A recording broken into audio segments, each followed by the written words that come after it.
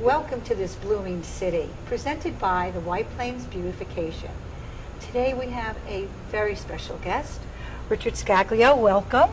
Thank you. Richard is Director of Marketing at Burke Foundation in White Plains, established here since 1915. So Richard, tell us about your journey. How did you get here?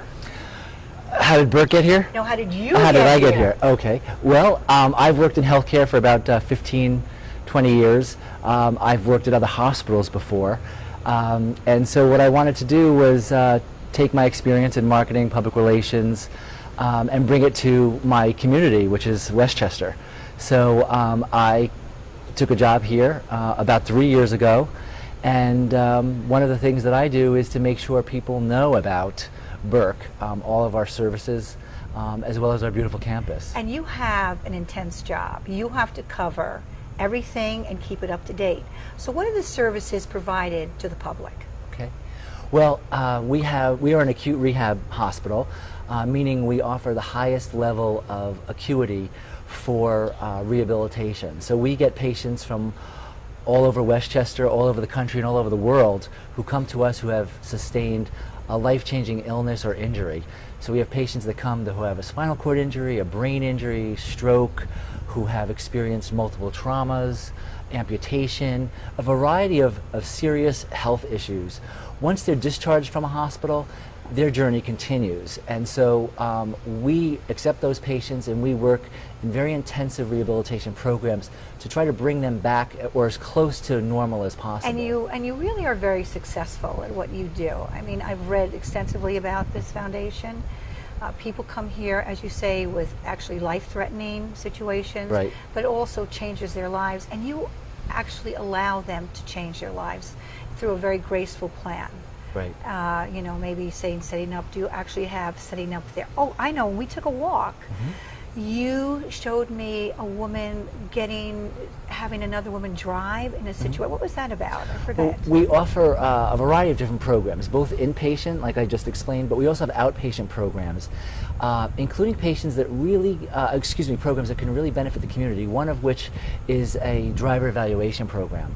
Let's say a person comes to Burke who's had a stroke or a neurological condition, and they or their family is not quite sure they can continue to drive safely. We have a program where they would work with one-on-one with an occupational therapist to test them in areas like cognition, memory, reaction time, to determine if they're able to drive safely. I think that is really marvelous. Is that new to the foundation? That we've had for a couple of years, you have. but we have just started a new program called the Home Evaluation Program, where so many people who are older, they want to remain in their homes as long as possible. So what we do is we have an occupational therapist that will go out to their home and really evaluate, do they have any fall risks? Do they have cords that are in the way? Are there ways of making the home environment safer so that they can stay in their homes longer? So not only do you accommodate these patients so magnificently, you also have an outreach program that allows people to get older with dignity, mm-hmm, to still function. That's so important in our community. So tell me about now the gym. I know a lot of people that come to the gym. Sure. And let's talk about that. Sure.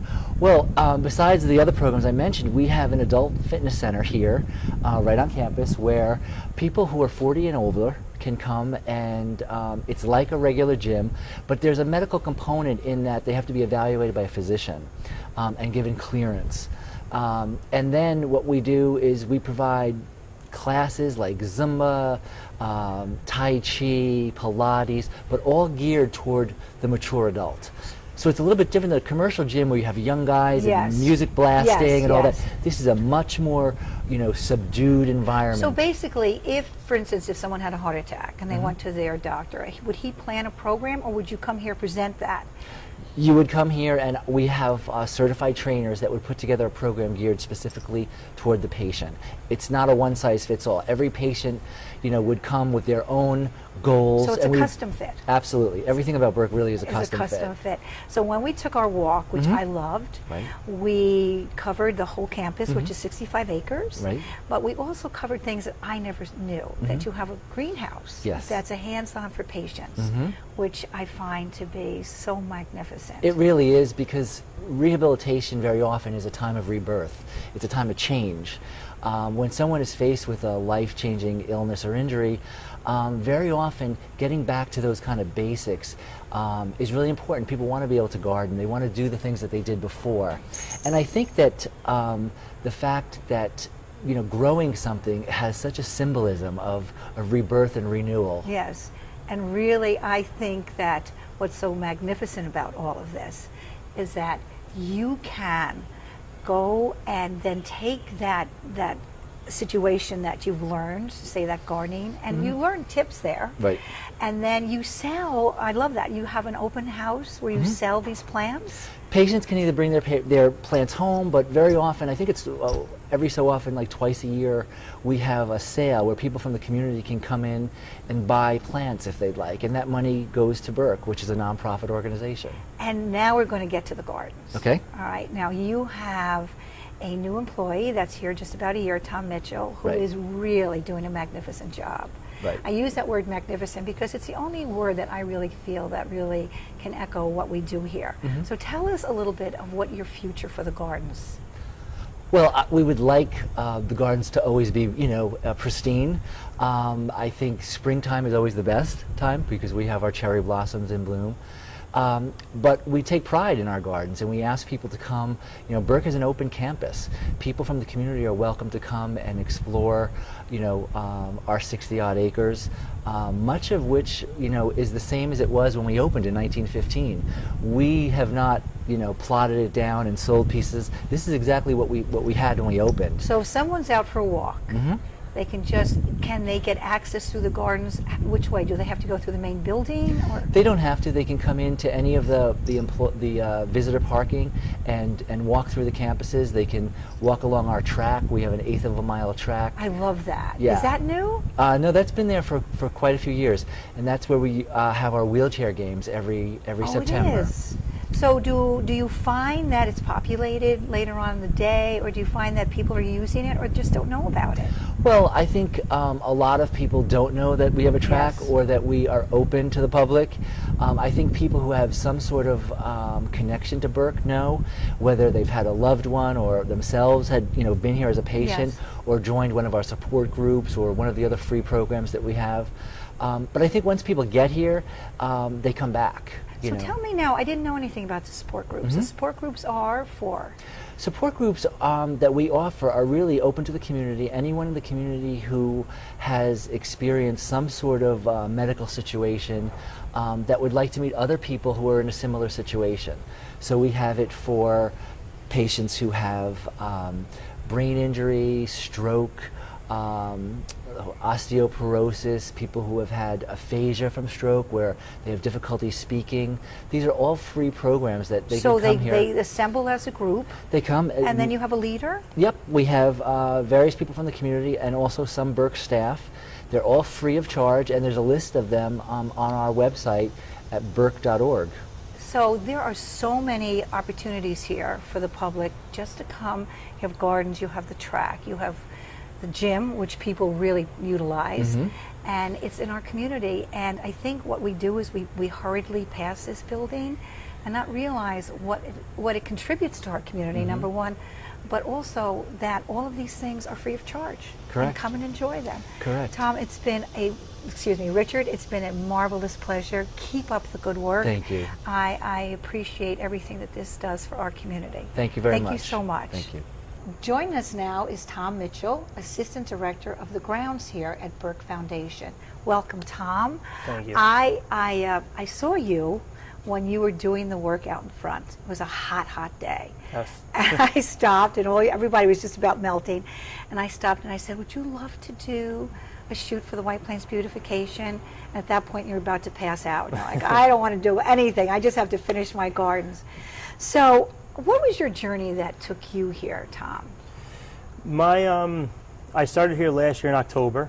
I had always been in the private sector, owning my own businesses, and I saw an ad posted for this position in grounds, and it sounded very intriguing. And I had always known of Burke, but I'd never actually went on their campus.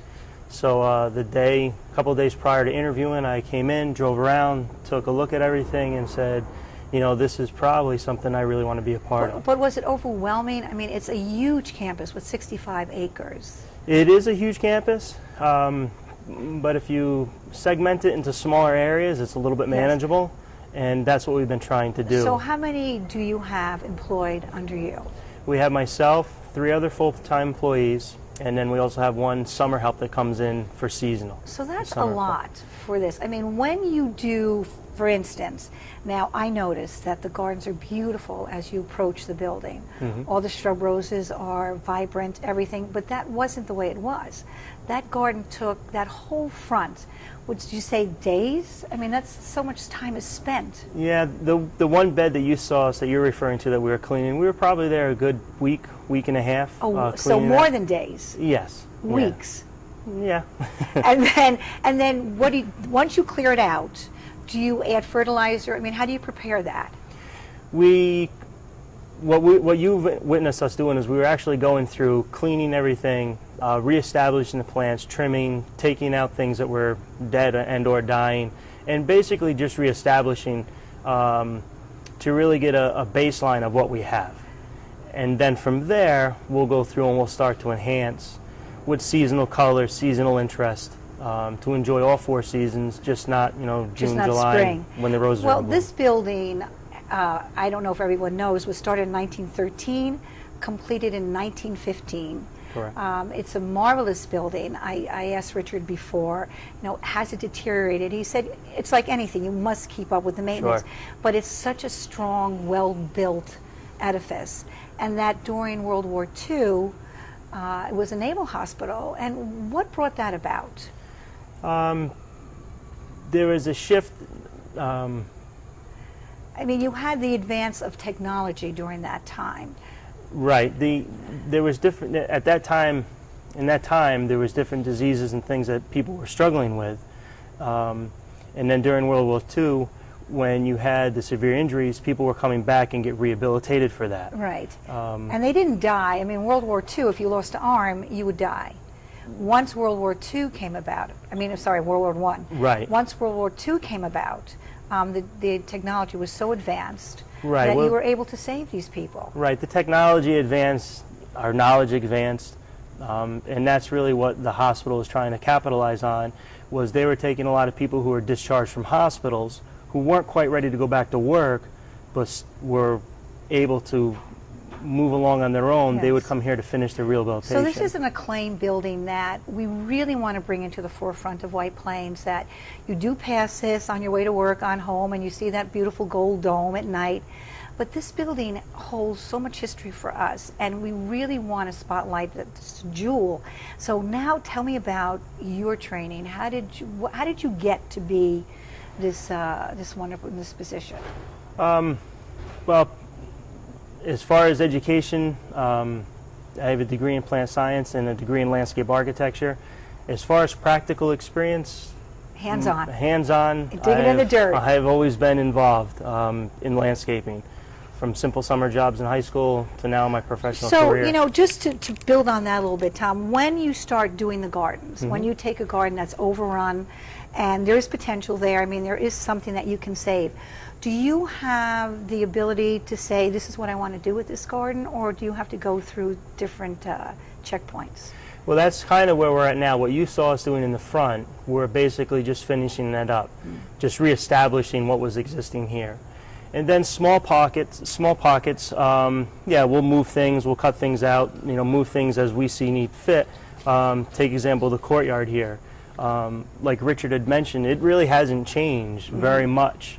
So something like this, what we'll do is I'll do a small design, and we'll present it to the various board members, and they'll take a look, and we may massage it around, and then based on that, we either implement it or we'll slowly, you know, do it in phases. You know, when we spoke, and we have spoken many times, we almost want to compare this to a small Pepsi of focal points. When people come here, there will be focal points. There will be peonies gardens and maybe a fountain somewhere. There's a wonderful spot that you took me to. It had that circular, it was like a serene, peaceful building. Yes, you're referring to the Harris Parlor. I don't want to use the word lacking, but what's not here are focal points or destinations. Yes. The gardens are beautiful. The foundation plants are beautiful, and just walking around, you can visualize that. But we'd like to create areas that are destination points or visual interests, Yes. where you actually go there, but while you're on your way, you're still going through Right. enjoying all the other gardens And around you. you know, gardening or just flowers themselves, it brings peace and serenity. Particularly you have parents or you have loved ones that have someone here. To be able to go out and sit in the garden and to visualize the beauty that you allow to come, it just helps them to get through maybe a very tough moment. So how would you, I mean, do you have a focus or do you have a goal set on how you're going to approach all of this? Yeah, what you're speaking of, we've had light conversations about that. Now that we've sort of have everything reestablished, are the therapeutic gardens. And there's really two therapies that are involved. One, going out and, actually using, clipping and pinching and potting. And then the other is, like you had mentioned, is actually just sitting in, just a quiet, Yes. the birds in the background, the fragrances of the flowers, just sort of soaking that in for that mental escape as So well. basically, could you implement that? For instance, we know that there's a greenhouse that the Patient's greenhouse, right, yes. the patient's greenhouse. Yep. They have the flexibility to go on there anytime they choose and build or implement those gardens that are there. Yeah, therapists, they go in there and they have scheduled classes. They actually go in there and again, they work with their hands, potting, and it takes them away. From what their moments are. Exactly. But would they have, is there any type of a potential for them to create a garden? Once you create, let's say for instance, a peonies garden, and you're cutting back those peonies, would there be a potential for them to come and literally work side by side with the therapist right in the gardens? Oh, sure, we would love to see that. That would be one of the long-term goals that we're actually starting to explore now, moving forward, sure. So that also will rehabilitate them as Exactly, well, sure. give them motor control, and be in a most beautiful setting. Sure, You yeah. know? So, the other thing that we talked about, I mean, there's so many jewels here in White Plains, creating a brochure. Would that be something that would be a long-range project for you, where you could basically put out a brochure listing everything that we have here? Right, I think that would be something that we would do in conjunction with Richard's office, with public relations and also marketing, that yes, we are renowned for the therapeutic therapies that we provide, but also part of that is the grounds. It's it's actually a working environment. It'd be an extension to the therapy rooms. So how marvelous to see people here, because so many people walk now, they're into their Sure. exercise. Sure. So on the way home, to come here and sit, have a peaceful moment, have a serene moment, and go back. What do you now, with the gardens that are in the courtyard, do you have any short range projects or long range projects? Yeah. First, we're actually working from the front in. So we're going to start in front of Billings, where we all entered. Yes. That's sort of our front door. So we're going to start there and refurbish the gardens a little bit, maybe move some things around. But then, as we start doing that, then, like we said before, we'll sit down and see what the priorities are. Right. In which direction, what should we tackle first? Because you can easily get lost in 60 acres. But if you break it down into smaller sections, it's really a lot more manageable. So what would you say this summer, basically, what you've accomplished? Right. Well, I think starting last October to almost my 1-year anniversary, we really have went back through, reestablished the existing beds, taken out all the, again, plant material that was undesirable, moved some things around. There's a couple areas that we added some seasonal interest, but now that we have a baseline or starting point, now we can go through and start adding and enhancing what's already here. And Tom, I asked the question before, but I don't know if it was answered. When you finish with a bed, do you then fertilize? I mean, how do you prepare to keep them at the status that you want them to be? Well, there's two parts. There's one, our weekly maintenance, our weekly when we cut, we trim, we blow, all that would take care of that. A lot of that's actually done in the spring when we do our initial cleanups. Yes. We mulch everything, We may lightly fertilize the plant depending on the species. And then from there, periodically throughout the season, they need different requirements. That's when Will we'll you take put some- mulch to prevent the weeds? Yeah, mulch. We put down mulch to try to keep the weeds down. That's probably enemy number one, Yes, the weeds, and that's yes. what we were battling when Right. you saw us out in the Do rose you have beds. you do not have a sprinkler system? There's sprinkler systems sporadically, but not There everywhere. are. So that's hand watering then. So right, but that also, yes and no. There's a lot of plants that will do very well that are drought resistant. Yes.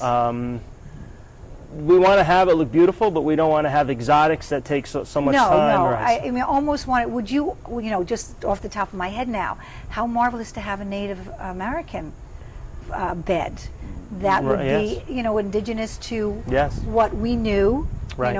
back when, Yeah. and that would really require very little care because they're just indigenous to our The our plant climate. material that was here in 1915. Sure. That would be fabulous, wouldn't Sure. it? Yeah. I mean, I wonder if there's any archives that you could go back to that would describe what the gardens looked like. Yeah, they have a lot of great pictures again inside of Billings of what the original footprint used to look like, and you can see the gardens. A Were lot the of gardens like this, Tom? well, the gardens actually vegetable gardens. They actually had the vegetable gardens on site, actually in the area where they built the track. A big vegetable garden that would supply the house with food? Yes, and then what some of the patients did, if they didn't necessarily have the full money to pay, they would actually donate what they could and then actually work in the garden. The What a gardens, great the grounds for idea. that matter, yeah. I mean, that would be marvelous, too, to turn one of the gardens into a vegetable garden. And I think that goes back to what you originally said was part of the therapy is actually going outside and being hands-on while you're here. It's better than... It also provides a social environment, too. Sure. When people are out, sometimes people aren't so adept to making new friends, but when they're working together, they have no choice. Exactly. And yeah. how fun. So there's a lot of good things that could happen. Right. It's just, as you say, segmenting them down to each individual. Right. Exactly. And when does that actually come about? I mean, to do all of those things takes, Right. excuse me, so much time. Right. Would you say, what is the percentage that you're done with the gardens now? As far as refurbishing everything, getting things back to where they were, we're probably about 80% there. We only have a couple of little nooks and crannies that were not as high priority to finish up. So you're 80% there within a year. Yes. And will you, now the gardens that we're sitting about here in the courtyard Yep. are mostly blooming in the spring. What are your plans for these gardens? That goes back again to adding the seasonal interest. Seasonal interest, we live in a state that has 4 seasons. So even though in the dead of the winter when there's no leaves on a lot of the plant material, there's still interesting bark, berries. Yes, yes. Some of the... And what do you do in the winter, Tom? We, we're responsible for all the snow and ice, and because we are a rehabilitation hospital, it's a very high priority. So this has no priority at all. Well, It doesn't need to. Not necessarily, but last winter was very mild, so we Yes. actually got we accomplished a lot still cleaning. So that gave you a heads up, which you wouldn't normally have if it was a bad winter. We took advantage of those couple of months where we had really, really nice weather. We took advantage of. And part of doing all of this gardening, Mm-hmm. you have to take care of all of the walks and keep everything clean because, as you say, it's rehabilitation. Snow and ice free. You're right. Yep. And does your staff dwindle in the winter, or does it stay the same? No, we maintain the same staff size in the winter. We do lose our summer help, but we maintain our same winter, and we just coordinate. And coordination. If we stay on top of it, we don't have any problems. Well, I only see good things for Burke. I hope that people will understand that it is a jewel in our community, Sure. and that they have availability to go to the gym, as we said. Yep. There's also support groups here. The gardens here are beautiful, Sure. and they're only going to get nicer with you on board. Yeah. And they don't even have to go for a walk. They can run on the track. Exactly. And from there, they can come here and look at the gardens. Tom, I notice the gardens. I go by every day, and I notice what's cleaned and what's not. And even sometimes during the week, I'll take a ride by Right. and say, oh, these are beautiful gardens. Right. And I only wish you the best. I am so happy that you are on board. You have turned this community and this little city that you live in Right. into a beautiful spot. Keep up the good work. I see you working diligently. Right. And I only can congratulate you on your good work. Thank you so much, Tom, for being here and giving us your time, and keep up the good work. Well, thank you. Our pleasure. When you're out and about in White Plains, please stop and enjoy all of the beautiful buildings, gardens that we have. It is a beautiful city. We're trying to educate all of the public on what we have in White Plains. Come here, take a walk, use the track, sit in the gardens, and enjoy what this blooming city has to offer. Thank you so much for joining us, and see you next time. Bye.